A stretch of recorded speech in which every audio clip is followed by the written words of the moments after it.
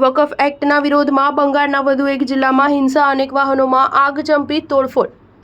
વકફ act વિરુદ્ધ પશ્ચિમ બંગાળમાં પરિસ્થિતિ સતત વણસી રહી છે. હિંસાની આગ મુર્શિદાબાદથી હવે દક્ષિણ 24 પરગણા સુધી પહોંચી ગઈ છે. આજે ઇન્ડિયન સેક્યુલર ફ્રન્ટના કાર્યકર્તા તથા પોલીસ વચ્ચે હિંસક ઝડપ થઈ. પોલીસે આઈએસએફની રેલી રોકી હતી, જે બાદ અથડામણ શરૂ થઈ અને પોલીસે લાઠીચાર્જ પણ કર્યો.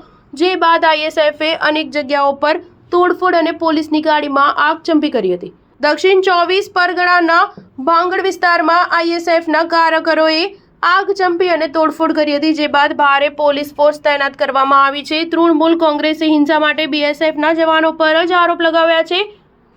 ટીએમસીનો આરોપ છે કે બીએસએફના જવાનો બહારના લોકોને બંગાળમાં ઘૂસવામાં મદદ કરી રહી છે, જે હિંસા ફેલાવી રહ્યા છે. કેન્દ્ર સરકારે આ મામલે ગંભીરતાથી કાર્યવાહી કરવી જોઈએ. બીજી તરફ ભારતીય જનતા પાર્ટીના નેતાઓનો દાવો છે કે હિંસાના કારણે અનેક હિન્દુ પરિવારો પલાયન કરી રહ્યા છે. એવામાં બંગાળના મંત્રી ફિરહાદ હકીમે કહ્યું છે કે જે થયું એ થયું, પોલીસ તપાસ થઈ રહી છે.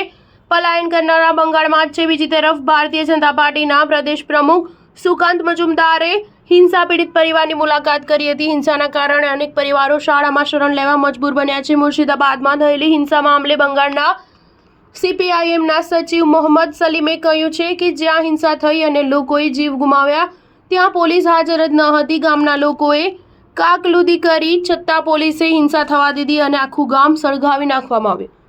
જ્યાં લૂંટ થઈ ત્યાં પોલીસની એક ગાડી પણ ન હતી.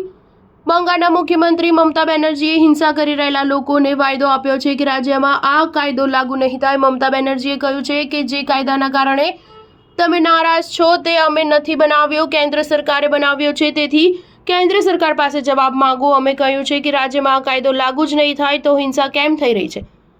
દરેક વ્યક્તિનો જીવ કિંમતી છે. ધર્મના નામે કોઈ પણ ખોટું કામ ન કરશો. મમતા બેનર્જીનો આરોપ છે કે રાજ્યની વિપક્ષી પાર્ટીઓ હિંસા ભડકાવી રહી છે. સ્ટાર ન્યૂઝ 7 હંમેશા સચ્ચાઈની સાથે.